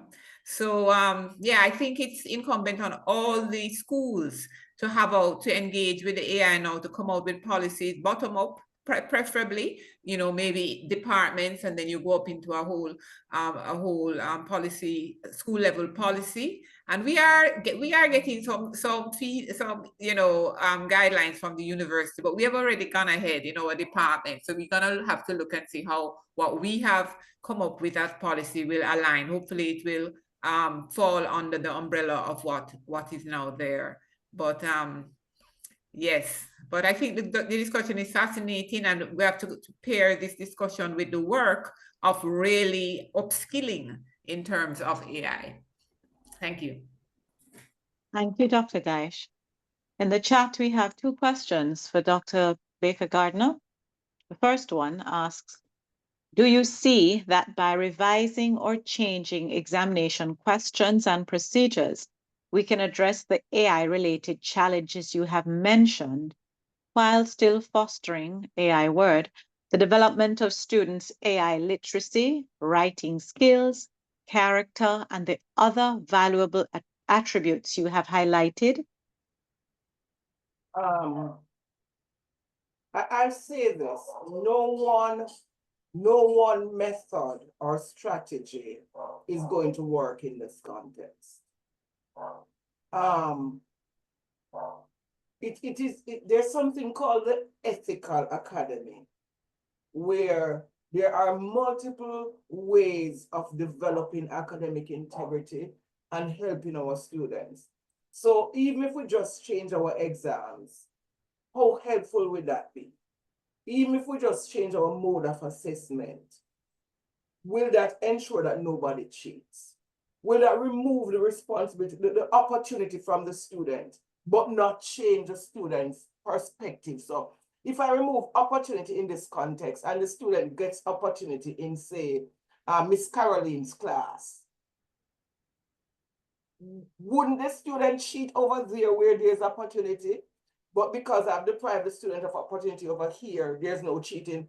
So we need a more holistic approach that treats with the factors that feed into misconduct.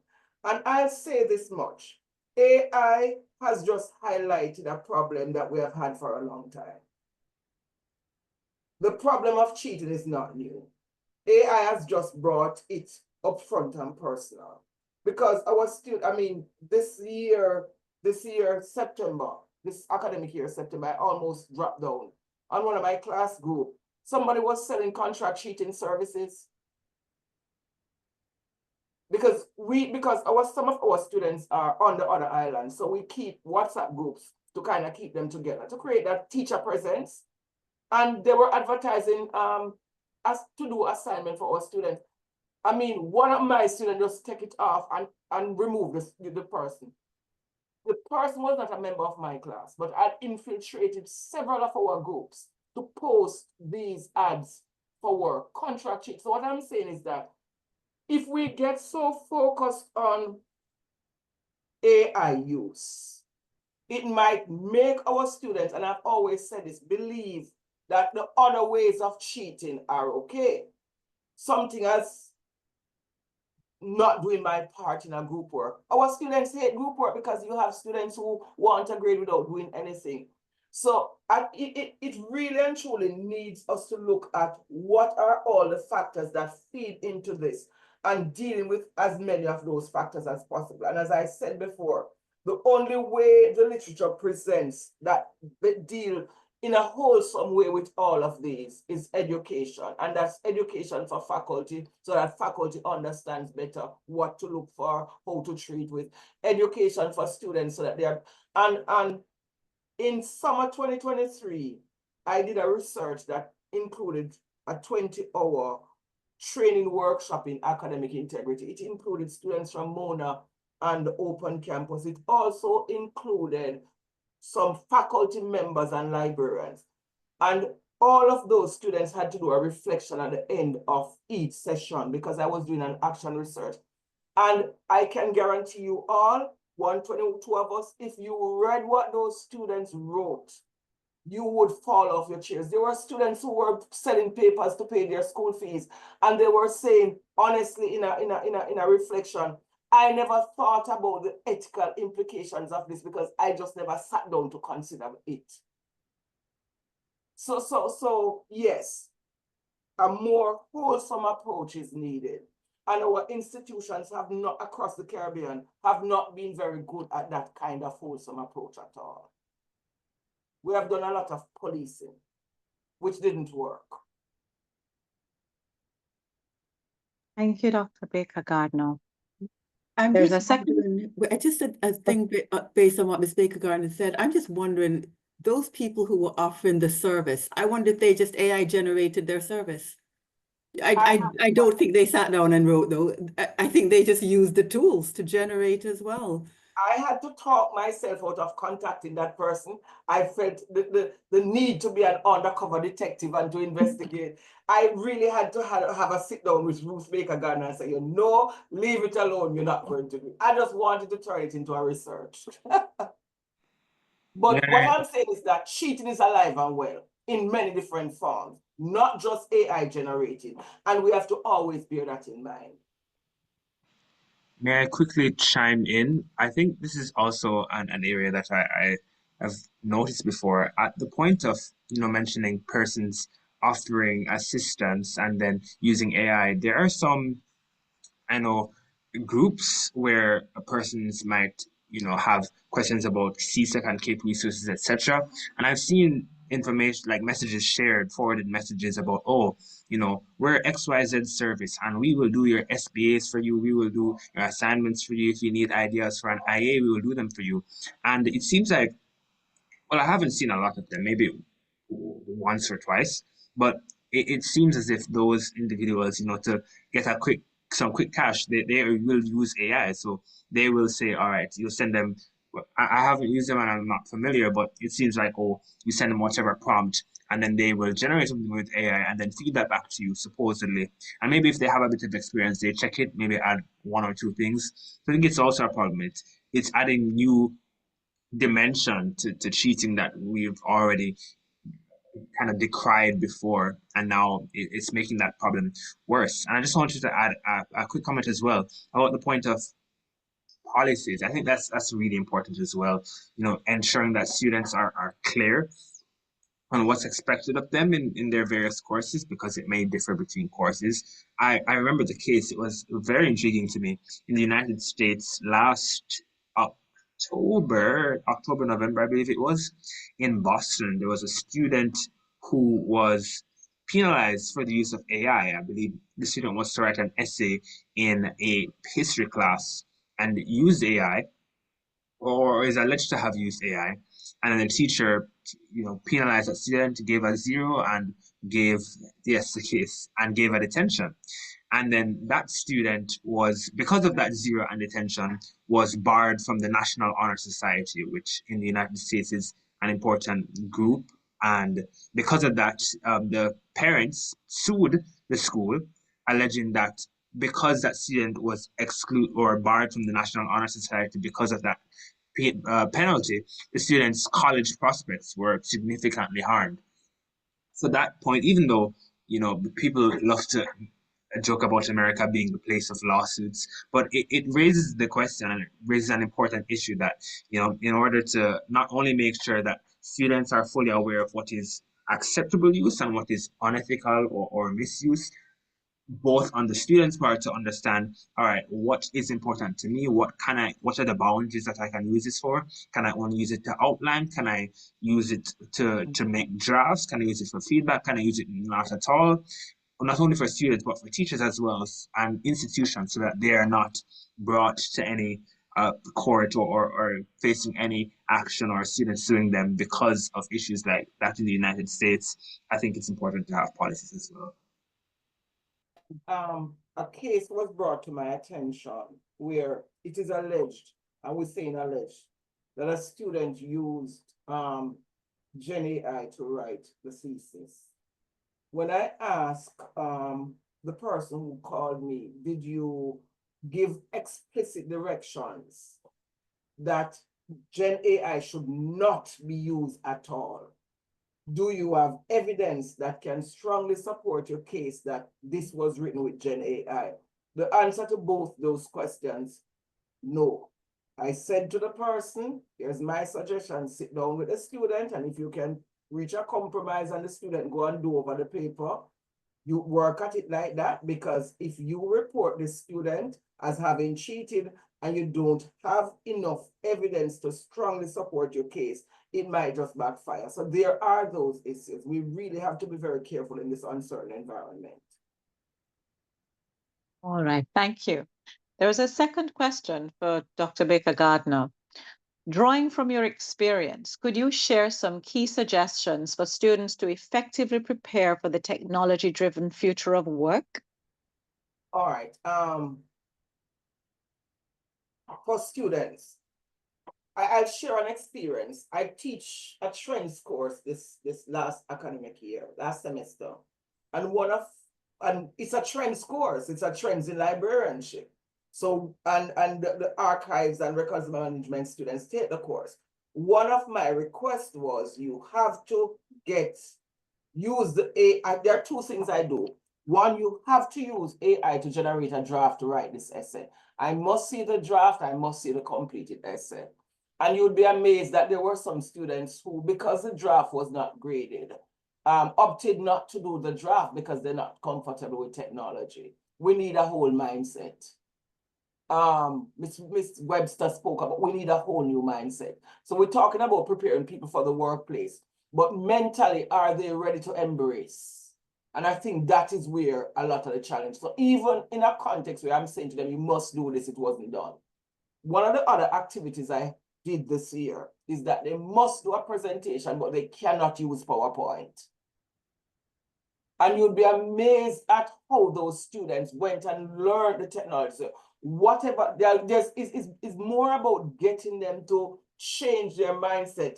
Mrs. Stuart McCoy spoke about the importance of getting them to want to unlearn, to relearn.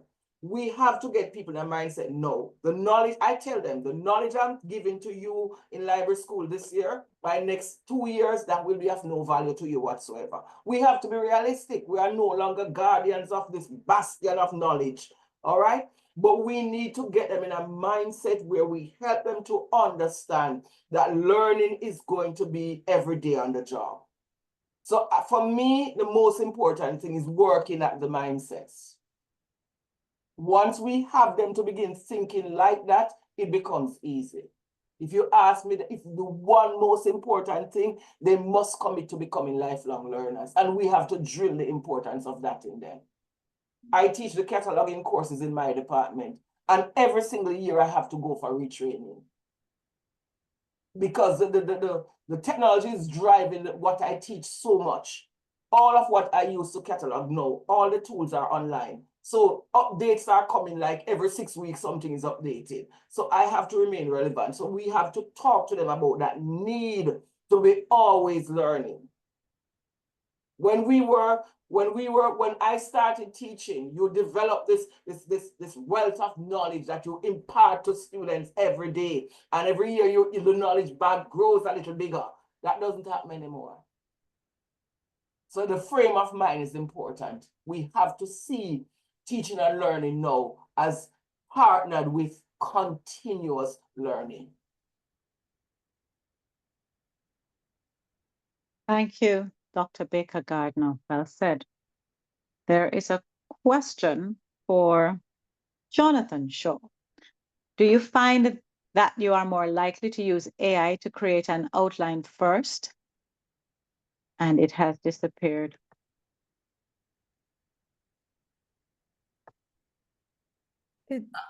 If I could ask Mrs. Evans, it's okay. Certainly, please. All right. So what I was asking was like, for Jonathan, for yourself or your peers, do you find that you're like you shared your experience about, back in the good old days about writing first, planning your work and then, developing physically writing it. But now with AI. So that's the context that I'm asking the question. Like, do you find that you are most likely to go to the AI first to get your outline and then you write your essay, or do you do your outline and then, or write your essay and then ask for critique, etc.? Right. I think it depends, as with all things. I think when I would write, so for example, in the days when I did CSEC English language and literature, I wouldn't use AI much for that. But back when I would write essays, whether it be in a somewhat academic context or for something outside of school, most times I can recall creating the outline myself because you still want to develop some skills to make sure that you have a good flow of ideas first. So I'd say, all right, well, if I'm writing an essay on, let's say, sustainable agriculture, I would say, all right, well, let me start off, or let me think about starting off with going through a brief history of agriculture and then talking about the threats and then talking about some of the solutions and then closing off something like that, an outline, feed that in and say, hey chat, what do you think of this outline for an essay on that? And then it would give feedback, ways to tweak it, etc. I think personally that's more what I would do to make sure that, all right, even when I'm writing essays, I have a good idea of what I should have as an outline.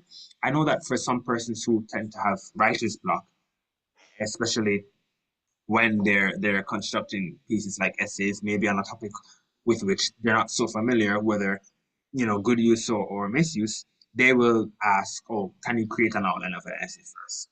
I think it depends because on for different things. For example, uh, um, for example, college essay, for example, thinking about, all right, maybe the prompt is asking about your an experience that you had, for example, and I would say, all right, well, I want to talk about this, this, and this. Can you get me an outline or talk about the flow of the essay that I should use there? And I say, okay, that sounds good. So it synthesizes your ideas, puts it in a nice outline, and then generates it. So I think it depends, but I think the difference for most people is that writer's block or not really knowing how to synthesize the ideas together would really be a challenge. When it's really a challenge, then they'd more likely say, ChatGPT, I want to talk about this, this, this. Give me an outline. Versus persons more saying, all right, I'm thinking about doing this, then I'll ask ChatGPT to give feedback for it. So I think it depends on your familiarity with the content. Being more familiar gives you the confidence to have an outline first in mind, maybe even an entire draft is in mind, and then you ask, should I change the outline there? But yes, it varies. Personally, I tend to use the create an outline yourself more, but right, I think another thing that's across the spectrum. All right, thank you. Thank you. I am not seeing any other hand, and I am not seeing other questions in the chat. I am going to assume then that there are no more questions. And since that seems to be so, before I ask my colleague, Mrs. Jessie Entry Cooper, to move the vote of thanks, we have a recording from Dr. Carmenita Jones, retired lecturer from our section. There's a hand, Mrs. Dwyer Evans. Oh, there is? Yes. Please, go ahead. My hand? It's my hand you're making reference to? I'm trying to see the hand. Yes, and All right, so my hand is up. Okay. It's not a question that I have so much, but more like a charge that I would want us to leave with us, I think the time has come for us to, and I'm using the words of Bob Marley, emancipate ourselves from mental slavery. We have found ourselves so locked into what we have always done. This is how we have always done it. As we go through, we should, until the policies come into being, we should try to ensure that we put guidelines in place. You know, there's a discourse that our students need guardrails, not bans. And so we need to think about that and continue the conversation, continue the whole idea of authentic, reflective, authentic work reflection, in class work, and of course the oral defense of students' work. Can I say something as well, Deirdre? You may. Two things. I was just reflecting on that question that Jesse asked Jonathan about how he uses the outline, whether, you know, the outline from the AI tool comes first and then he uses that as a base, or whether he outlines and he said it varied. But, you know, I know for especially the writing courses, a lot of students, you know, are very apprehensive and many in terms of writing in the academy, and we have a lot of novice students. And I really, when I brought AI into my classroom last year, thanks to Michelle Stewart McCoy, who gave us some training, and I used Claude, and I showed the students, these were final year students in the art of public speaking, who were doing a speech writing assignment, and they had to start with an outline for the speech. And I showed them, I was trying to show them that, hey, I'm savvy about AI too, you know, so don't think you can just, you know, throw AI on me and I'm not going to know what's happening. And I showed them how, you know, we could generate an outline very quickly in 5 minutes and it would give us everything. And, you know, some of them said they didn't know about Claude, they didn't really use AI for outlining, they were quite fascinated by it, but they, we discussed the whole business of at what point the outline would be used. And I really encourage them to, before they go to the AI tool, to sit down and do some good old brainstorming or mind mapping to try to get their own ideas out. Because sometimes when you do it the other way, AI makes you forget everything, and AI seems like such an expert, so that what is your lived experience and how you would have thought about the topic, it suddenly that disappears, and you never retrieve it, because AI has now this nice little, you know, formulaic outline for you there. And at the end of the class, some of them said, Miss, I don't even think we're going to use AI in the outline, and they're going to try and do it on their own. So I understand that there's no turning back, but there are a lot of implications for, you know, intervening in the development of students' intellect, which is where the academy and the high school, you know, or the role of the academy and the high school. And, you know, that whole saying, how do I know what I think until I see what I write? Now, I know many people say that's not so anymore, but, you know, writing is a way of honing thinking and getting out thoughts. And so we really have to encourage students as well, not to throw out the baby with the bathwater. Yes, they can use AI tools, but it doesn't mean that they always have to start with AI.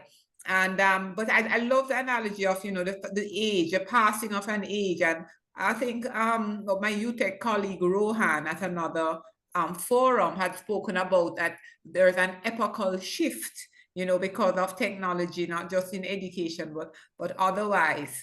And we have to deal with that, you know, we have to deal with that. And you know, the phrase, the quotation by the poet Yeats, W.B. Yeats, the Irish poet, that education is not the filling of a pail, but the lighting of a fire. And we are going to have to really get we have to be the ones who are going to light the fire in the students in terms of them wanting to expand their horizons intellectually and to do it in an ethical way. And you know, and I guess that's the joy of being a teacher in the end, you know, that you get to shape people's lives, you know. So it's for us to really look at this as something, an exciting time, a new time. And, you know, one hopefully that will actually counter, because, you know, we know that education is now commodified. A lot of the students are just coming to pay their money in exchange for the degree. They're not interested in the lighting of the fire. They are coming to get the degree. And that's why they will cheat their way and buy and get other people to write it and go on to all the different, you know, sources online where people take 5 on all of them. You pay $5 and somebody will present a paper for you, which may have been AI written. But the truth of the matter is, so we have to really look at this situation very holistically in terms of our students. There are different elements. And yeah, but definitely, I mean, one of the things I've taken away again from this forum, as I've taken away from many forums, is that there's a lot of work to do and we need to upskill.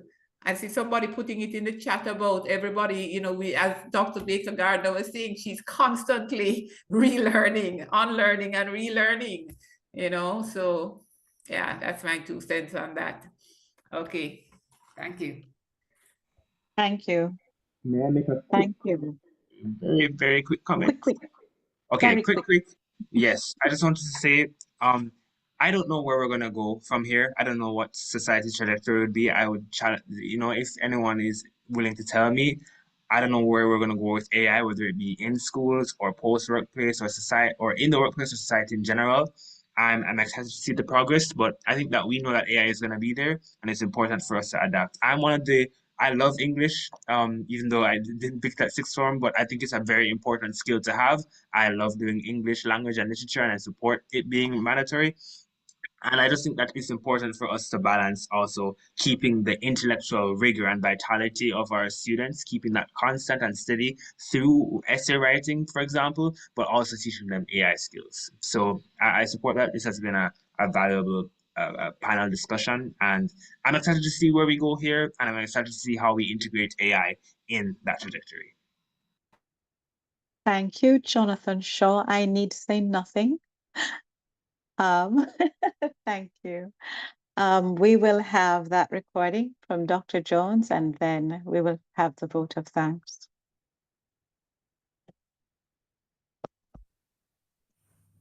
Pelican pride. The UWI boasts a unique pride. Pride that emanates far and wide. Pride that carries its region's name. Pride that climbs to the Hall of Fame. Pride that responds sensitively to humanity. Pride that nurtures cultural diversity. Pride that is the source of inspiration. Pride that touches the hearts of any nation. Pride with irresistible feel. Pride with international appeal. The UWI boasts a unique pride. Yes, the UWI boasts cutting edge pride. Pride that gives you the competitive edge. Pride with distinction, our regional's pledge. Pride that dares you conquer and defeat. Pride that's definitely hard to beat.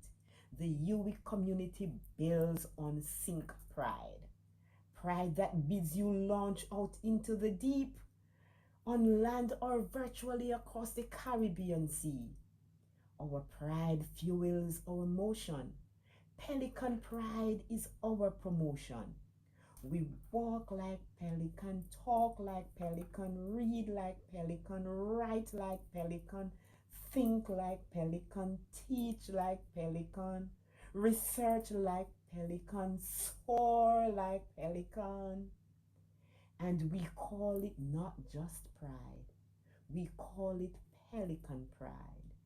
Pelican pride, the University of the West Indies, our pelican pride.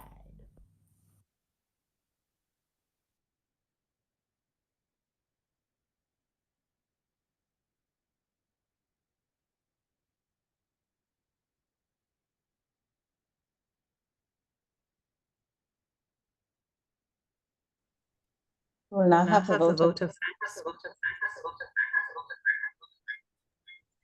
All right, thank you. Let me put on. All right, good night, everyone. Wow, what to say that hasn't been said already. This has been quite an enriching discussion, quite fruitful based on the comments. And so I will try to go quickly through the vote of thanks for all who participated here today. Of course, I would like to start off with our panelists, Mr. Jonathan Shaw, Cecilia Webster, Mrs. Stuart McCoy, Ms. Jasmine Lawrence, and Dr. Rebecca Gardner. I mean, the perspectives were very varied, from high school perspectives, looking at how AI has now, it's in a way being used more as a thinking tool than not necessarily used to help students in their creativity, to policies, having academic integrity, being ethical, that Dr. Baker Gardner spoke quite a lot about, which is quite important that we have to also take away, because if we're going to be operating in such an era, being ethical is very important. And that's something that we have to inculcate in our students in today's world, whether from even the primary level, letting them know what it means to be honest when you do work, right? And Mrs. Stuart McCoy telling us that we need to rethink, we need to relearn, we need to unlearn. A lot of us do hold on so tightly to how we were taught, how we learned. But sometimes, we have to evolve, or the word of the pandemic, pivot. We have to pivot, we have to change, we have to move with the times, we have to move with our students who sometimes seem so far ahead of us. So we really do thank the panelists for all of their varied perspectives. I want to thank our moderator, Mrs. Dwyer Evans, who so ably guided the discussions along. We really thank you for doing that. Of course, we want to thank our audience, because if you were not here, this would make no sense. And we have such a nice cross-section of people. Not all of them are here now, but when we began, we have obviously members from the ELS section. I saw members from the Linguistics section, members from UTech, further members across the Caribbean. So we really thank you all. Want to thank the HOD for her welcome message. Of course, we want to also thank the organizers who made this panel discussion possible. Were it not for you, we would not be here. And this is quite an engaging discussion that we hope to continue in the future in such a forum or a different forum, and work towards producing papers from it. So we really thank everyone who was able to spend their Tuesday night with us. We thank you all so much for being here for the English Language Section Week, and we do hope that you can engage with us for the rest of the week if you are able to do so. Thank you all so much. And thank you, Mrs. Entry Cooper. And my challenge to you as you go is, let us not think artificial intelligence, but think of us augmenting our intelligence. Have a very good evening.